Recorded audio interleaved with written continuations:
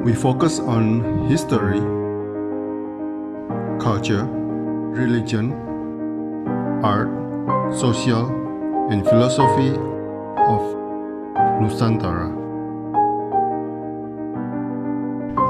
Here, in the presence of Nusantara, we were made to be forgotten about the goodness of ourselves. Because negativity seems to be more interesting for us. Now, I'm Sutoyo Raharto and friends, assist you, to remind you, to awaken you that we still can find the gems of Nusantara. They are the great sights of Nusantara.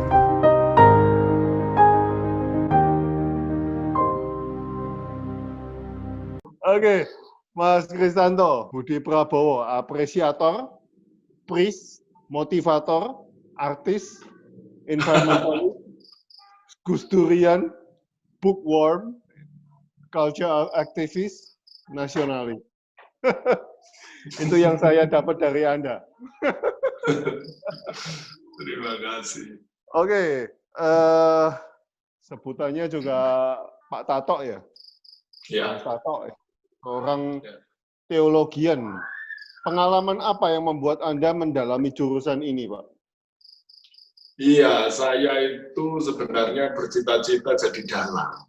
Ya, dalang wayang kulit itu. Karena kakek saya seorang dalang.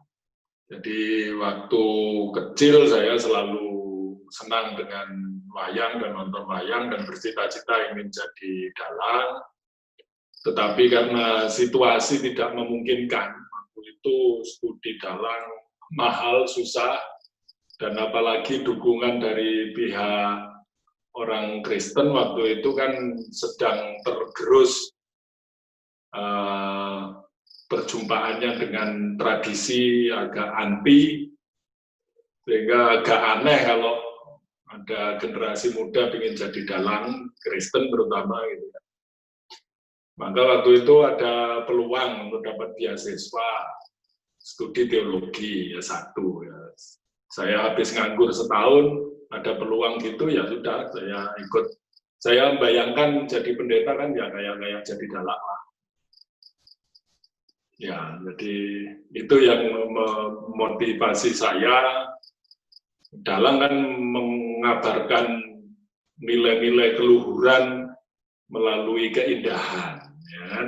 Melalui kisah yang membuat orang berpikir, merasa, dan punya harapan. Saya bayangkan ya kayak gitulah tugas pendeta juga. Ya nggak jauh-jauh lah kalau belajar teologi. Itu, Mas. Tapi dari kecil sudah Kristen? Oh iya, jadi dari kakek saya udah Kristen. Dari pihak bapak maupun ibu udah memang dari keluarga Kristen. Ya mereka generasi kakek saya itu yang generasi baru menjadi Kristen. Kristen tapi dalang, atau dalang tapi Kristen ini? Iya, dia menjadi dalang dulu.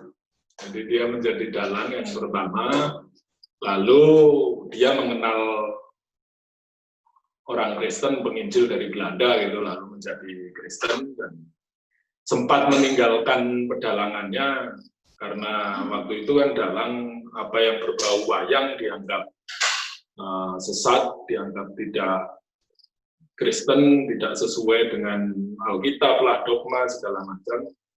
Nah, kakek saya sempat meninggalkan pedalangannya, tetapi ketika sudah semakin tua, dia semakin sadar bahwa apa salahnya tetap di pedalangan meskipun menjadi orang Kristen. Dan itu yang menginspirasi saya kuat menjadi orang Kristen Nusantara itu seperti itulah kira-kira. Nah, Anda sempat belajar dalang, Pak, dari kakek?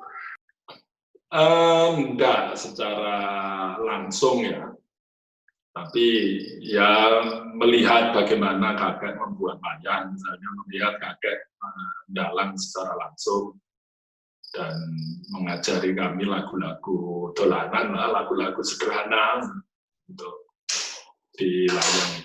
Kalau Anda mempunyai cucu dan Anda dalang, apa yang Anda akan lakukan? Ya, pasti saya dukung. Ya, waktu itu kakek saya senang sama saya karena saya selalu bilang juga ke banyak orang, ke dia bahwa saya ingin jadi dalang kayak kakek. Tapi ya kendalanya lebih banyak daripada peluangnya yang diberikan.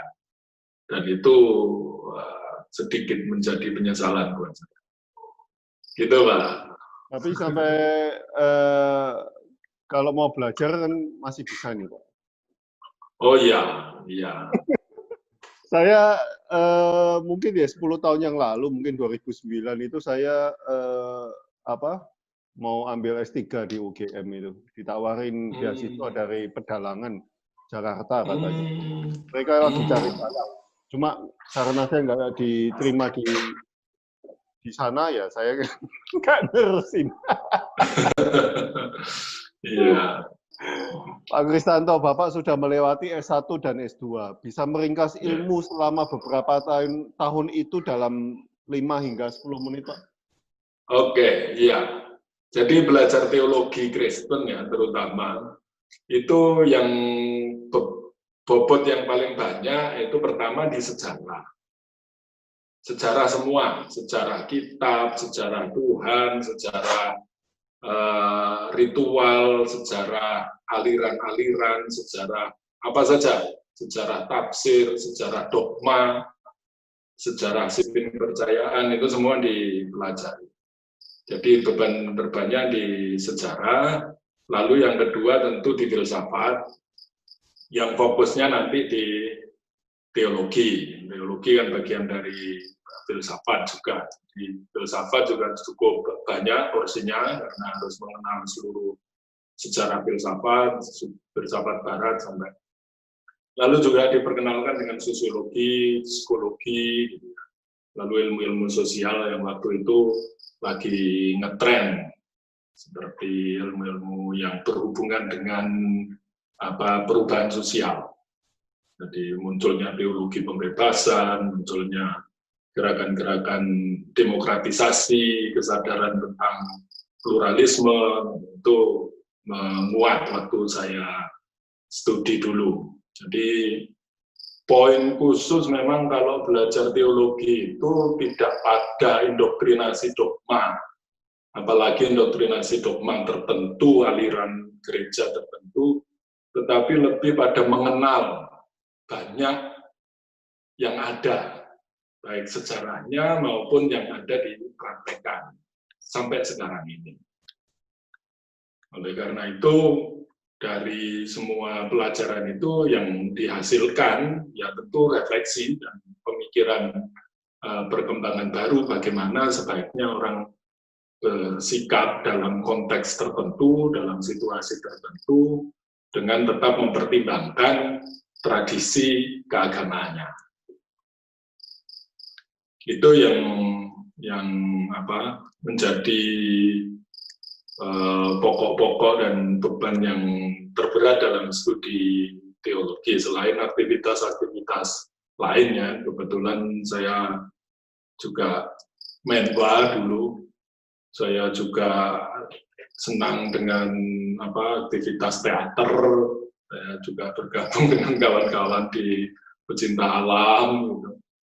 Jadi banyak hal yang bisa mentransformasi hidup seseorang kalau mau tidak hanya belajar by the book, tapi belajar juga di tengah-tengah masyarakat. Atau doktrinasi itu hancur nggak, Pak, waktu kita tahu kenyataan sejarah teologi, sejarah perubahan-perubahan agama itu?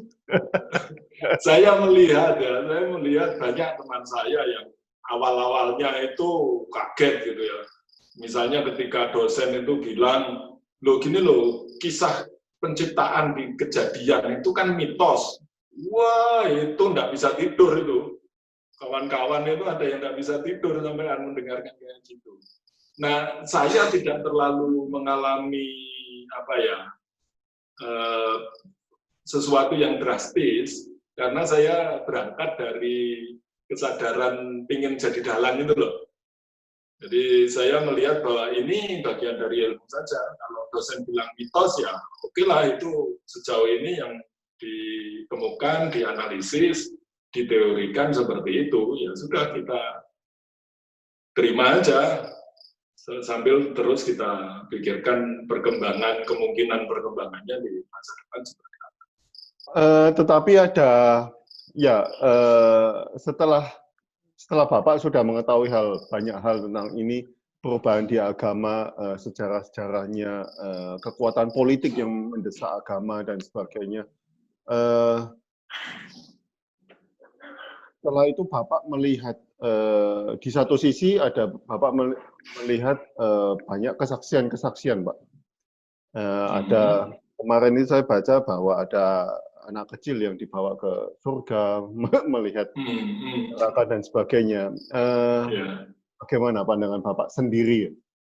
Ya, setelah saya lulus SMA, itu saya sempat nganggur kan setahun.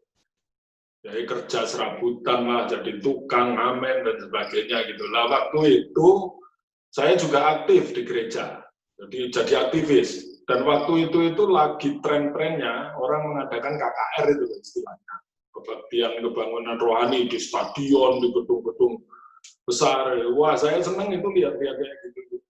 Ada penyembuhan, misalnya orang suruh datang ke depan. Saya punya cerita lucu mengenai hal itu. Jadi kami datang ke kebaktian akbar penyembuhan gitu ya.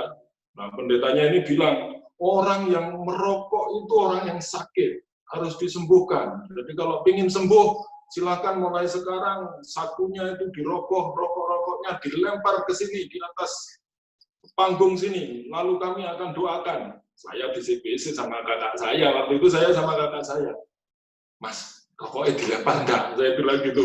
Kakak saya bilang, ojo kemana emang.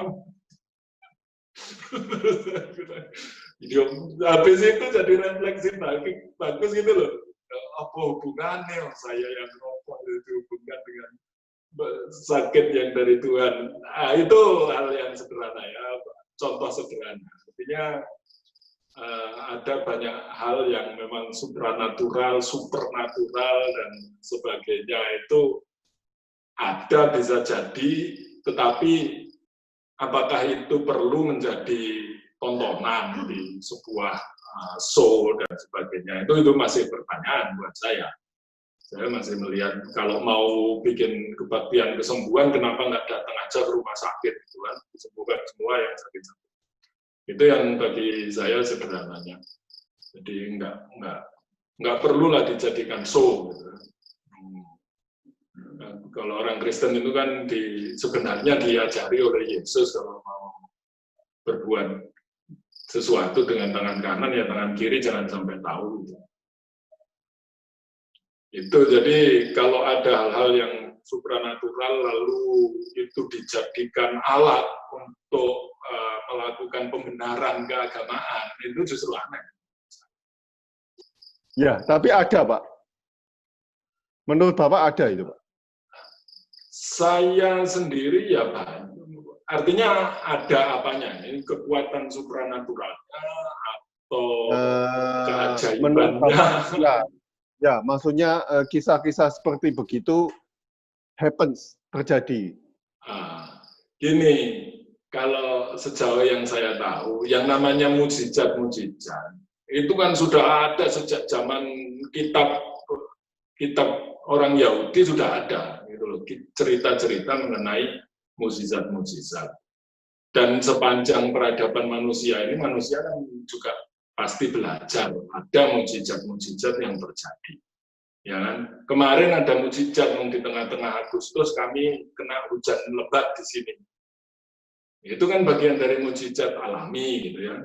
Mujizat manusiawi bisa jadi orang bisa mengalami tahu-tahu kenal dengan orang seperti saya ini sekarang tahu-tahu kenal dengan Pak Sutoyo lalu bisa ngobrol dengan enak, dengan baik, meluaskan wawasan, ini kan mujizat.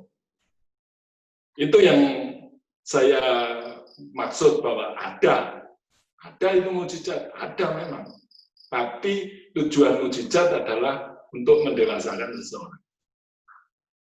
Mendewasakan orang dalam melihat hidupnya, hidup orang lain dan dunia. Pak, Bapak juga aktif di Makonga Solutions. Proyek apa ini, Pak? Ya, itu proyek apresiasi.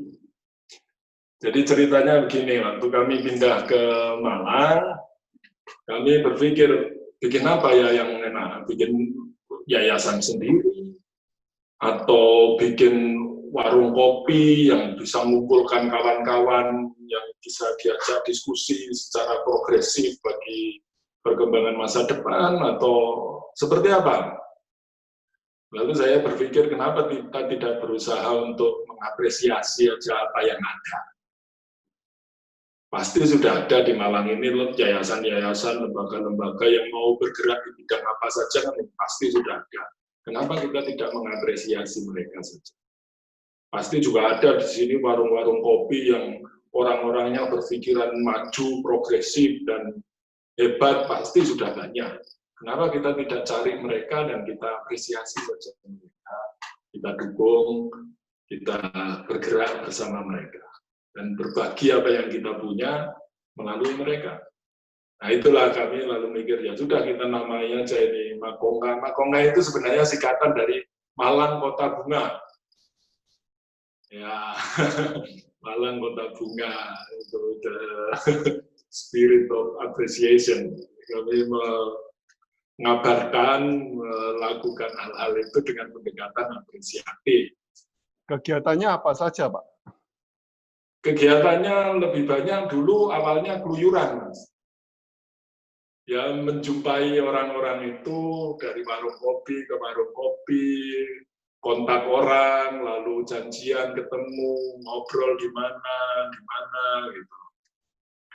Lalu kami selalu berusaha meyakinkan mereka bahwa apa yang mereka lakukan itu sesuatu yang hebat, luar biasa, dan berdampak bagi masyarakat, dan sebagainya.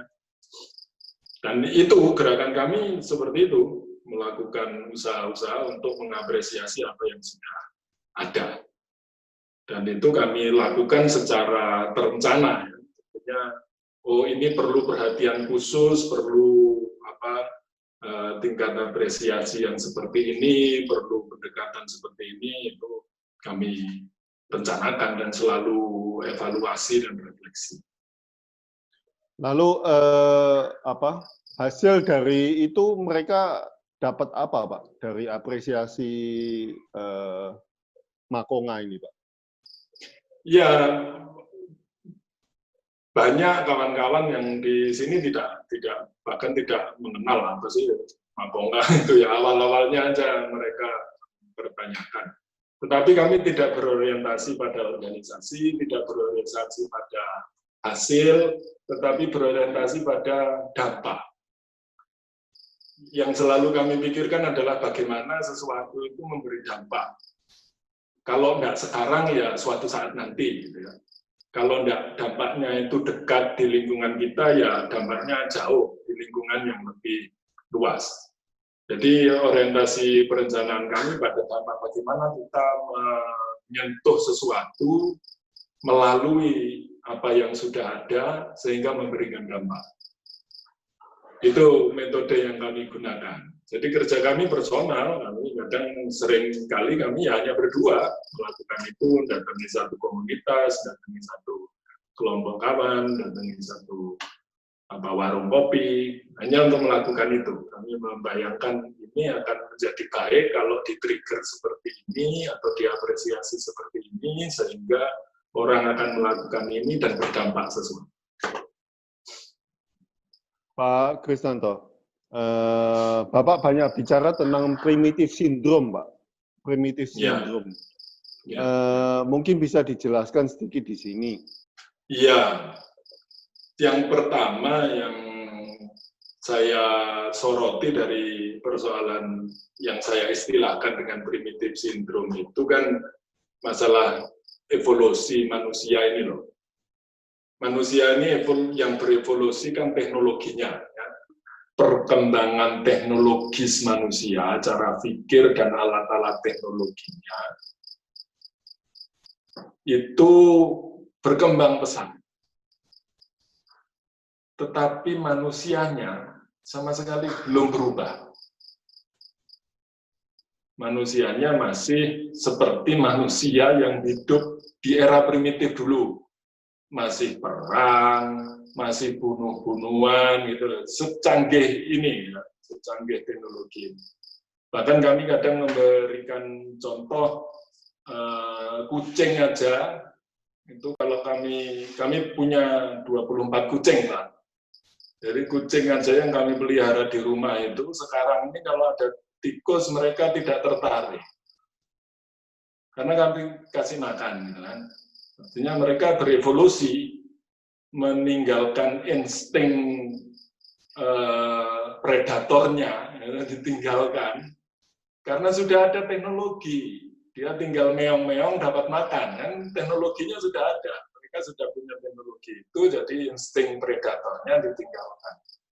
Nah manusia ini enggak. Manusia tetap insting primitifnya digunakan, sekalipun teknologinya itu sudah tersedia. Nah, itu yang saya maksud primitive syndrome. Itu yang pertama. Lalu yang kedua itu tentang ketakutan yang berlebihan terhadap yang berbeda. Itu bentuknya kan macam-macam ketakutan berlebihan itu. Dulu ya ketakutan pada hantu lah, makhluk-makhluk halus lah, setan, Armageddon atau apa istilahnya macam-macam lah ya. Dulu figur-figur yang ditakuti banyak. Sekarang ini apakah dengan teknologi yang membuat manusia bisa berjumpa dengan yang berbeda itu tiap detik, ya kan kita tinggal ngeklik, ingin tahu orang Eskimo itu seperti apa, tinggal ngeklik kan. Tapi ketakutan pada yang berbeda itu masih tetap seperti orang primitif gitu ya. Ada yang melihat ya matanya beda gitu aja udah kaget gitu ya. Hidungnya agak beda sedikit kaget gitu. Apalagi warna kulit, lalu belum lagi nanti cara berpikir, cara berpakaian, Jadi perkembangan budayanya manusia ini juga sudah sangat advance. Budaya manusia ini dalam mensikapi hidupnya. Tetapi manusianya sendiri itu sama sekali belum berubah, belum mengalami evolusi menuju budaya yang diciptakannya sendiri. Nah itu yang saya sebut, ini primitive syndrome ini. Sindromnya sindrom primitif, semuanya sudah tersedia tetapi manusianya masih seperti itu. Yang saya soroti. Sebenarnya saya pernah ingin menulis lah agak panjang mengenai primitive syndrome ini, tetapi belum ada waktu nanti suatu saat. Nah, Pak, menurut Bapak, sindrom ini harus ada atau memang diadakan, ya, atau memang secara alami sudah ada, Pak? Ya, insting itu kan selalu ada, ya, sampai kapanpun ada. Kucing itu kalau jatuh lalu menggunakan cakarnya itu insting. Ya akan selalu ada seperti itu karena itu karunia yang perlu disyukuri. Tetapi kita kan manusia diberi otak, diberi hati, katanya gitu ya. Katanya manusia ini yang istimewa karena punya hati, punya perasaan, punya iman, punya apalah istilahnya gitu ya. Yang bisa membuat dirinya itu lebih hebat dari makhluk yang lain. Oke, insting tetap akan ada, naluri tetap akan ada, tapi apakah itu akan bentuknya seperti itu seterusnya? Nah, itu pertanyaannya. Apakah kita tidak berevolusi sedikit lah, mengendalikan itu, mengelolanya dengan bijak, dan bertumbuh menjadi lebih dewasa. Nah, ini ada pertanyaan yang saya tadi, Pak. Jangan-jangan primitive syndrome ini memang diadakan, Pak? Iya, artinya gini ya, sindrom ini kan tidak hanya ada pada kelompok-kelompok tertentu yang bisa direkayasa. Ini bisa menghinggapi siapa saja, bisa menghinggapi saya juga sebagai manusia. Makanya sindrom itu kan perlu disadari, sekecil apapun perlu dipertimbangkan. Nah, kalau kita sadar bahwa ada sindrom-sindrom yang memperlihatkan, loh, kita ini kok kembali kepada gaya dan rasa dan caranya orang primitif, kita mestinya segera beralih. Jadi bisa jadi orang merekayasa membuat satu kelompok, satu itu sistem tertentu, pendidikan, entah indoktrinasi, entah apa, membuat orang-orang ini menjadi berpikiran dan berperasaan primitif, bisa jadi. Tetapi itu menghinggapi siapa saja. Saya bukan vegan yang radikal ya. Ya, tapi saya senang memberi contoh itu. Ya, senang memberi contoh itu. Sampai kapan sih manusia ini untuk memenuhi kebutuhan hidupnya tidak lagi menggunakan kekerasan terhadap hewan? Sampai kapan kira-kira? Nah, itu kan pertanyaan sederhana sebenarnya. Lawang sayur aja direkayasa bisa dibuat di atas gedung gitu kan. Teknologinya sudah ada. Tetapi kenapa kita masih senang menikmati itu yang harus diproses dengan kekerasan? Nah, ini pertanyaan sederhana. Ya. Saya sendiri juga masih bisa menikmati. Artinya saya sendiri juga masih punya primitive syndrome semacam. Nah, ini kan sesuatu yang perlu dipikirkan untuk masa depan generasi berikutnya. Apa sih yang bisa kita sampaikan ke mereka? Sejauh mana sih kita ini berevolusi menjadi manusia? Oke, dalam khotbah sak menita nae, teman-teman Pak Tato ini ada YouTube channel, apa namanya Pak? Kristanto Budi Prabowo ya? Iya, nama saya. Ya. Channelnya namanya Kristanto Budi Prabowo. Itu ada khotbah sak menita nae. Nah, dalam khotbah sak menita nae dan beberapa tulisan, Bapak ingin meluruskan hal-hal yang sudah banyak kehilangan esensi, Pak, di kehidupan kita. Seberapa optimisnya Pak Tato akan terjadi revolusi belas kasih atau revolusi lainnya yang diungkapkan di ceramah-ceramah Bapak? Silakan, Pak. Iya.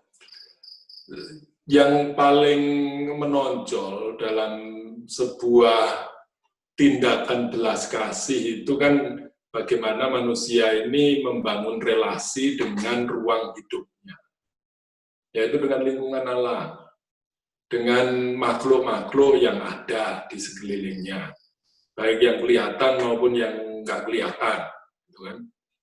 Sejauh mana relasinya dengan orang lain, dengan sesamanya. Belas kasih itu paling mendasarnya dimulai dari situ. Nah, akhir-akhir ini hal-hal semacam itu kan dianggap ketinggalan zaman, dianggap sesuatu yang nggak penting. Memelihara alam, hormat kepada lingkungan, itu dianggap tidak berharga. Bagaimana orang berusaha menghormati dan memelihara binatang-binatang yang ada di lingkungannya, itu dianggap ini orang aneh. Orang baik kepada sesamanya aja kadang-kadang dianggap aneh sekarang ini, gitu kan. Nah, ini butuh, nggak bisa kalau hidup kita terus seperti ini butuh revolusi. Revolusinya apa? Ya revolusi yang seperti digerakkan dulu oleh orang-orang hebat, orang-orang pinter, para nabi, yang dimulai sejak Buddha memulai revolusinya, gitu ya.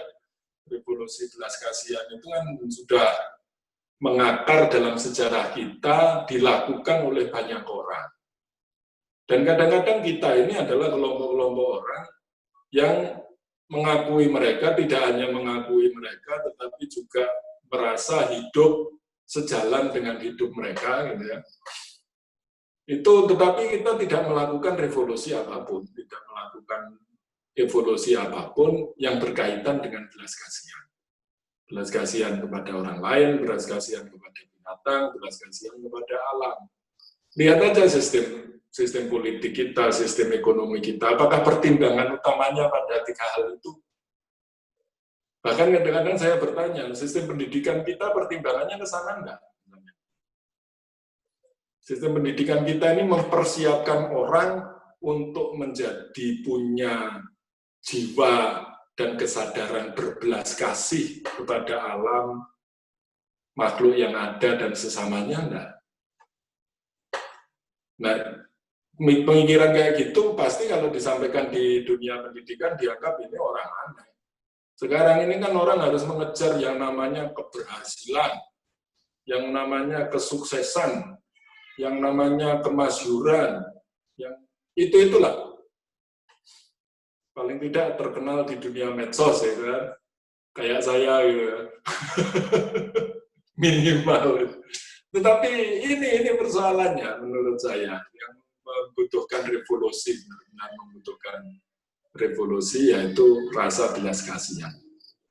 Kita itu sudah mau revolusi apa saja sudah jalan. Katanya revolusi industri kemarin saya baru dengar 2.0, sekarang nggak tahu sudah 4.0 atau 5.0. Ya, itu udah, itu akan terus melesat dengan cepat. Tetapi gimana dengan kita? Apa yang kita lakukan revolusi dalam diri kita sebagai manusia ini? Nah, saya melihat ini ada banyak kawan yang saya tahu yang berusaha memperkenalkan itu kembali kepada anak-anak, terutama di kampung-kampung ini. Kawan-kawan muda di kampung-kampung di pinggiran kota Malang ini banyak yang bergerak, dan saya sangat mengapresiasi mereka, sangat menghormati mereka. Mereka dengan sukarela bergerak memperkenalkan kepada anak-anak kecil ini bagaimana kecintaan kepada alam, kecintaan kepada binatang, dan kepada menghormati perbedaan yang ada di orang-orang lain. Nah, itu luar biasa. Mereka melakukannya dengan penuh kesungguhan dan sukacita, dan dampaknya saya membayangkan ini kalau ini terus ada dan semakin menyebar ke banyak daerah yang lain, dampaknya pasti akan luar biasa. Pak, saya pernah lihat video Bapak ya. Di dinding rumah Bapak itu ada lukisan, ada 2 lukisan, Pak. Lukisan Nyi Loro Kidul dan lukisan Bunda Maria. Iya. Apa yang menginspirasi Anda dari 2 tokoh ini, atau ya 2 tokoh ini, Pak? Silakan. Oke. Sebenarnya dulu di depan 2 lukisan itu ada patung Buddha yang terbuat dari kayu cendana. Tapi sekarang patungnya dipindah ke dalam kamar di ruang meditasi karena di luar sering dironggek kucing, jadi jatuh-jatuh, jadi kami amankan sekarang di dalam. Jadi saya sebenarnya menghormati, menghargai semua tokoh yang memperlihatkan bagaimana kecintaannya kepada kehidupan. Nah, khusus mengenai Bunda Maria dan Nyi Roro Kidul ini unik ini.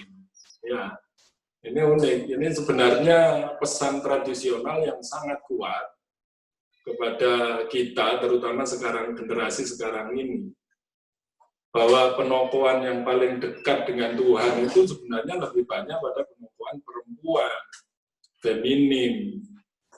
Kenapa sistem, entah sistem keagamaan maupun sistem sosial politik kita, itu mengedepankan maskulinitas. Ini istri saya mengatakan patung Budanya yang dari kayu yang sering jatuh, makanya kami selamatkan di kamar. Jadi itu yang penting bagi saya. Ya, ngapain jauh-jauh cari tokoh yang kita belum familiar kalau di dekat-dekat sini ada Nyi Roro Kidul gitu kan.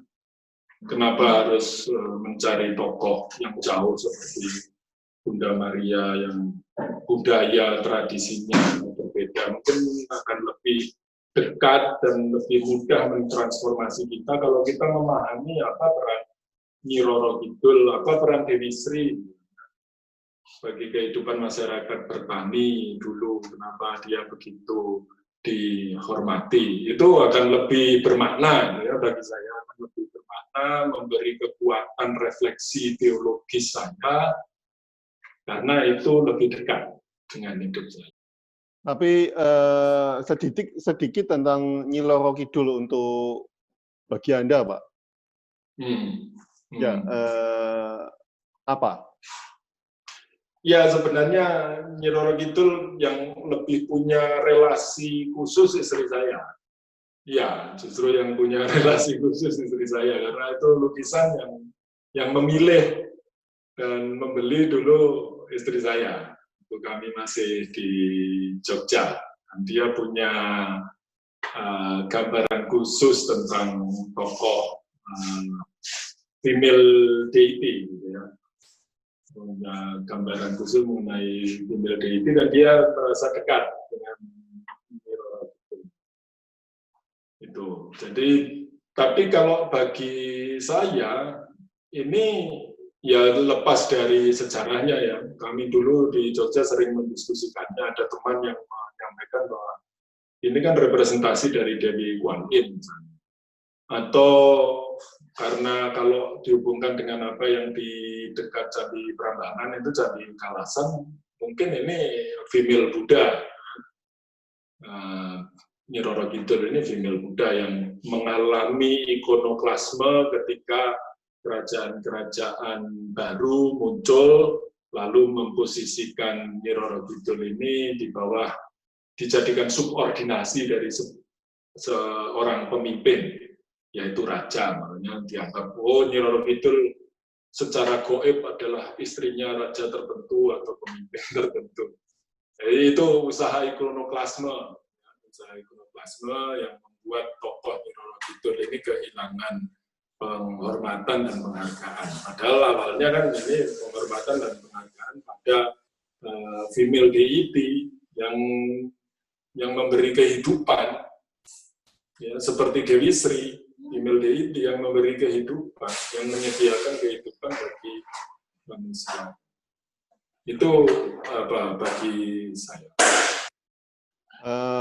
Pak Tato, jika Bapak mengepalai sebuah negara, Pak, apa yang Anda akan lakukan, Pak?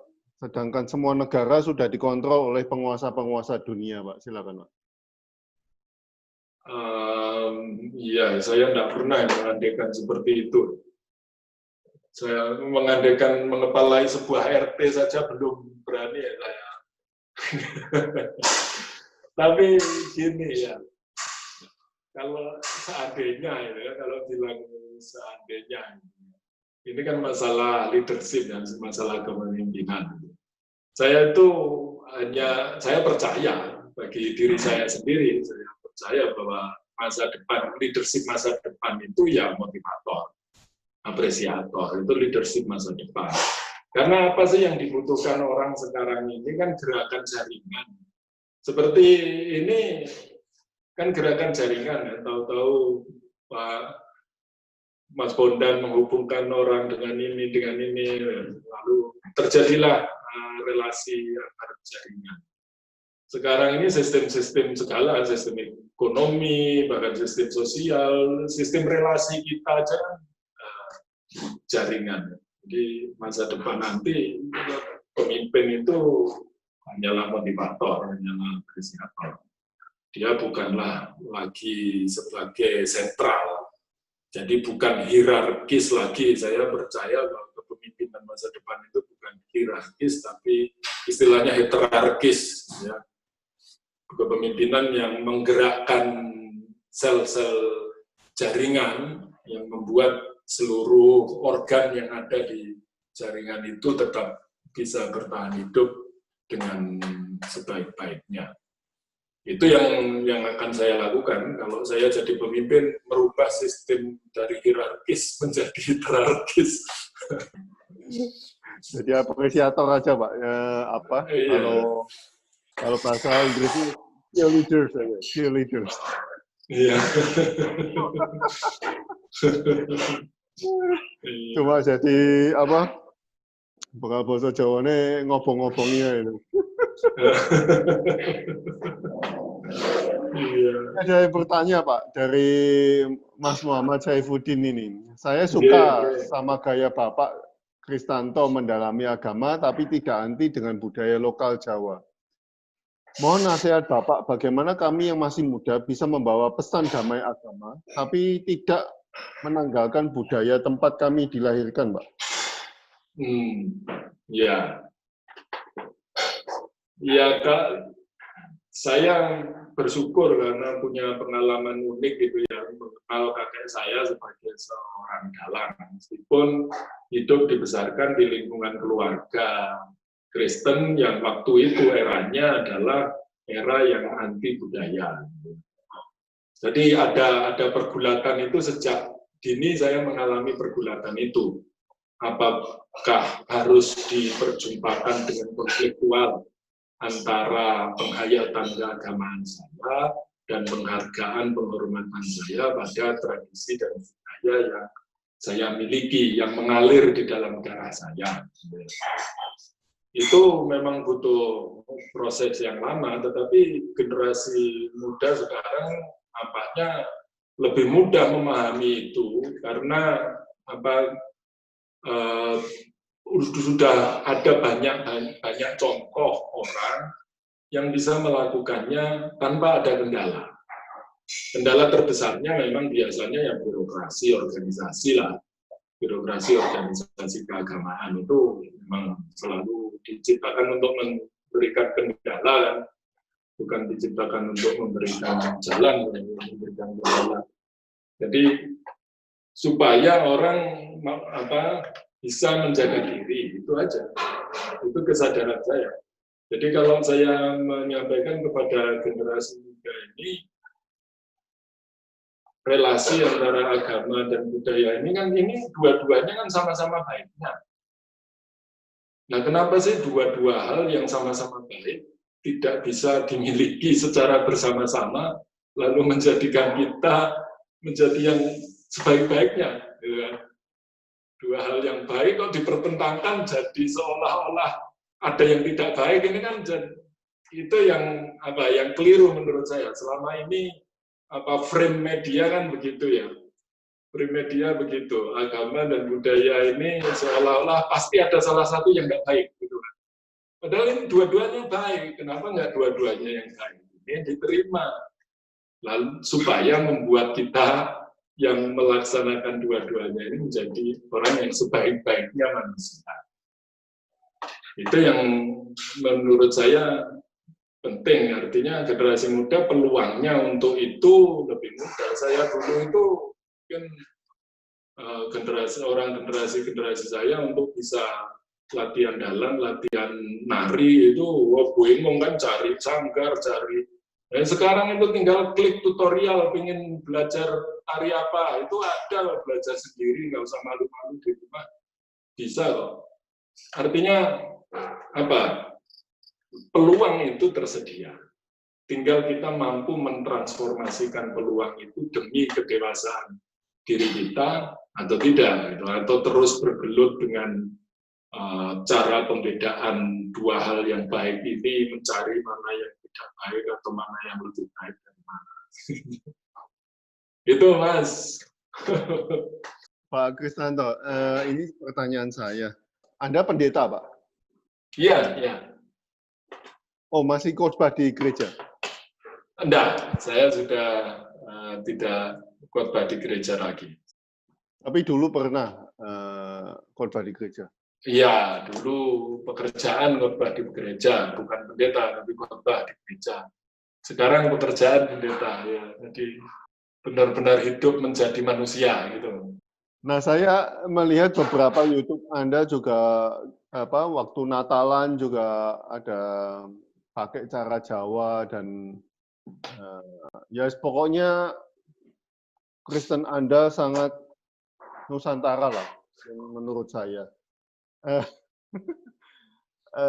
Menghadapi perlawanan, Pak, atau ada kontra untuk Anda dari komunitas Kristen atau dari...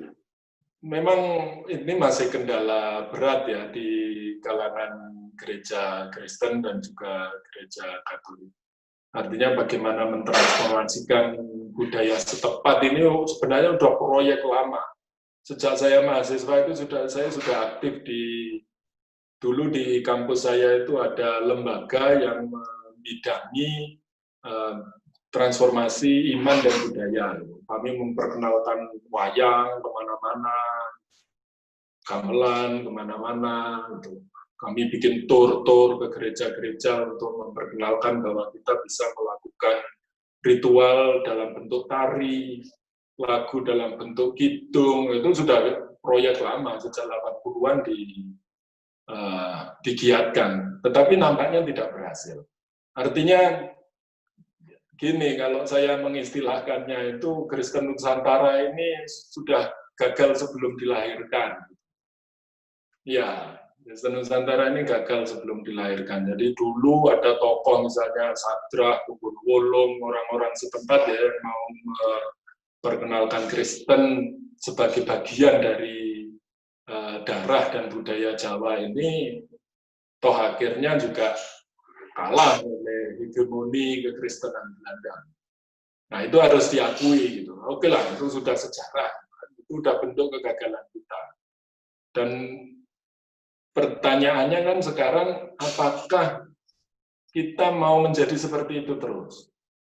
Atau mulai menyadari dan mencari alternatif-alternatif, bagaimana sih Kristen di Indonesia ini nampak sebagai bagian dari kebahagiaan upacara masyarakat yang ada di sini. Kalau nggak bisa hadir dan nampak di sana, ya buat apa gitu kan? Ya apakah hanya akan menjadi bagian-bagian polemik di mimbar-mimbar saja, atau benar-benar menjadi kekristenan yang ada di tengah-tengah masyarakat? Nah ini tantangannya. Makanya kalau kadang-kadang saya melihat orang menggebu-gebu mendirikan gereja, tetapi tujuannya hanya untuk menjadikan orang-orang Kristen yang di depan mimbar, bukan orang-orang Kristen yang di depan kalangan masyarakat, ya percuma. Percuma itu bangunan-bangunan megah dibuat. Itu bagi saya, kalau mau menjadi Kristen Nusantara, ya menjadi bagian dari gerakan budaya dan tradisi masyarakat ini tanpa kehilangan iman kepercayaanmu.